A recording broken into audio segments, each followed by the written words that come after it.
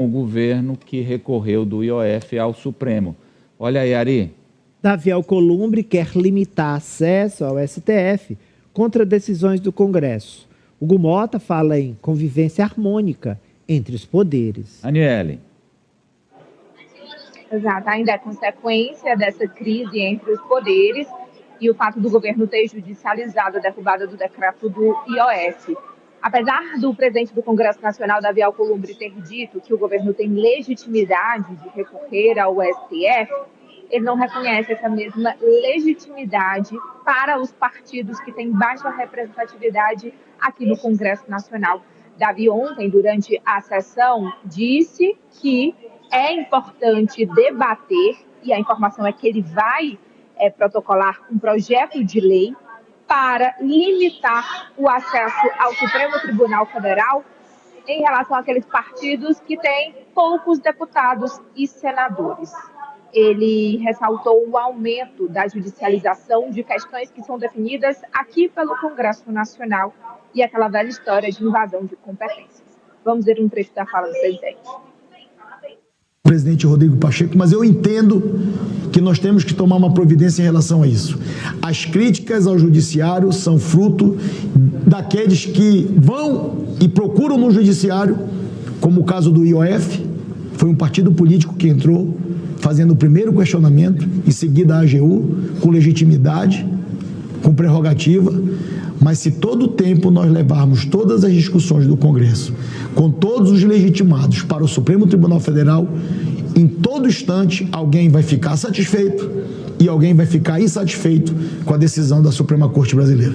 Acho que esse é um assunto muito relevante que temos que decidir no Parlamento, com legitimidade, sobre quais os aspectos dos legitimados que podem entrar para questionar a constitucionalidade de uma lei votada no Congresso Brasileiro. Isso será um bom debate.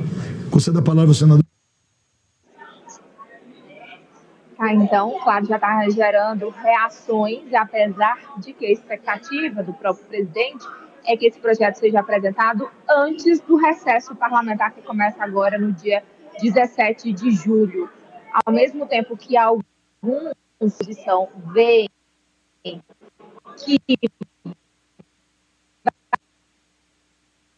nós perdemos a Raniele, vamos agora a Hugo Mota, porque Hugo Mota fala em conciliação, em baixar a temperatura dessa relação estremecida, tempestuosa dessa semana passada para cá com o governo federal. Tem a fala do Hugo Mota, presidente da Câmara, Nájila, vamos lá.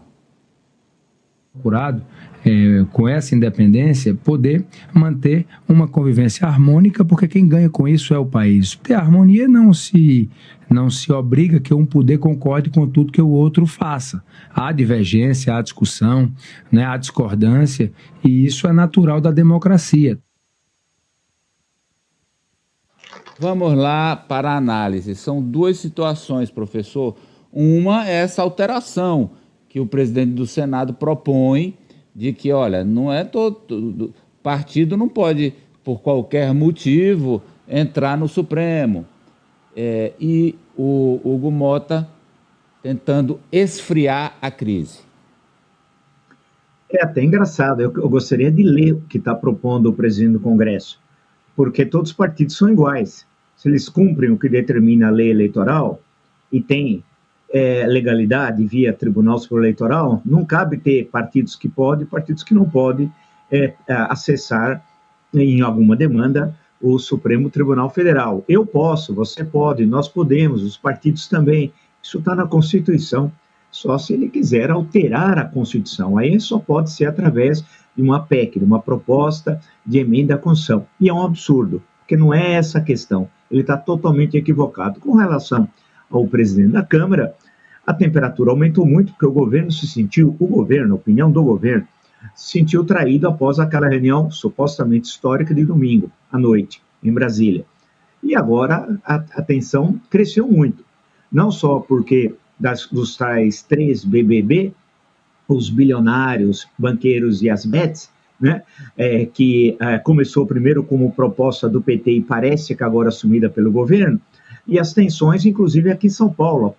Hoje pela manhã houve uma invasão uma sede ali do Banco Itaú, né, por um grupo grande lá de militantes de movimentos à esquerda, que depois se retiraram do prédio. A tendência é crescer, porque aquela foto no 2 de julho, importantíssimo, 2 de julho de 1823, na independência da Bahia, comemorada ontem, o presidente pegou o cartaz, né, nós mostramos aqui a foto, ao lado do governador, e assumindo como para si aquela bandeira.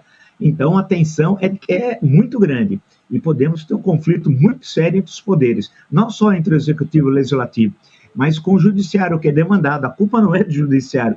O judiciário, ele é inerte, ele só age quando provocado. Já falamos 500 vezes isso. E espero que o presidente do Congresso saiba. Ele foi presidente da Comissão de Constituição e Justiça, apesar que não tem formação universitária, ele tem ensino médio. Não tenho nada contra isso, mas não pode ser presidente da CCJ quem não tem formação universitária. Me desculpe, só se fosse um gênio da raça, que eu não conheço, né, existente nos tempos contemporâneos, muito menos no parlamento. Então, é uma crise que está aí colocada e vamos ver quem vai ganhar, né? Aí precisa da participação da sociedade civil, de forma democrática, não de forma criar tumulto, nada disso. E a eleição está lá. É que a campanha eleitoral começou. No fundo é isso. Bem, o professor se referiu a essa manifestação agora de manhã em São Paulo, no principal prédio do Itaú, e a gente tem aí uma foto. Esse que é o segundo avaliação de quem trabalha no setor imobiliário, é o prédio mais valioso do Brasil, R$1,5 bilhão, uma coisa assim. E eles ocuparam, tem aí, Nájila, a foto, com cartazes, tá aí, ó, e depois eles são o movimento Povo Sem Medo em São Paulo. Justiça Social já, tá aí a foto, e depois saíram. Mostraram os cartazes, bandeiras, e depois saíram. Ari. Amadeu, eu estava olhando de ontem para hoje as postagens nas redes sociais acusando o Congresso de blindar os ricos em detrimento dos pobres. E olha, a esquerda está aprendendo, tá, a usar as redes sociais. As postagens, primeira coisa, que eu achei um fato de inteligência, eles estão usando o IA. Então eles não fulanizam, não é a Glaze que está indo lá esticar a corda, não é o Jacques Wagner, tá? Eles usam IA. E tem repercutido. Tem repercutido, inclusive, num dos mais criativos, né? Mostra o presidente da Câmara tomando... Você lembra quando ele bebeu uísque no gargalo? Aí, na verdade, ele virou... Esse personagem é o... Hugo não importa. Hugo nem se importa. Nem se importa. Hugo nem se importa. E aí, a narração diz, olha, vocês podem comer caviar tomando champanhe? E a gente é que tem que pagar o imposto mais que vocês? Então, essa surra nas redes sociais não é só entre os esquerdistas. Porque furou a bolha. Furou a bolha. Porque se for só entre os esquerdistas, é ali pregar para devoto. Não, furou a bolha. Bateu forte na classe média, bateu forte no centro. Tá? E aí eu acho que esse discurso pseudo-conciliador do Hugo Mota vai nesse sentido, de tentar amenizar isso. Tá, agora eu tenho uma diferença. Deixa eu só para fechar o assunto aqui, minha observação. Porque uma coisa é o bolsonarismo nas redes, outra coisa é o centrão. Você brigar com o bolsonarismo, aí, doutor, o buraco é mais embaixo. Agora, brigar com o centrão, acho que o centrão não tem essa força para desafiar ninguém em rede social, não. O problema é de gladiar com o centrão. Mas nesse caso... Não, eu sei, mas contra o centrão... É o centrão. Correto. Faz sentido. Isso, então está fazendo sentido o 7-1 da esquerda, amigo, em cima do centrão. A esquerda não tinha habilidade para falar. Ela não ganhava de ninguém, nem para a própria esquerda. Ari, ela não ganhava de ninguém. De ninguém. Era o Ibis. Não conseguia comunicar. Era o Ibis. Isso, o pior time do mundo. Não conseguia comunicar bem nem para a própria esquerda. Ela era o Ibis, o pior time do mundo nas redes sociais. Mas vamos lá, vamos agora com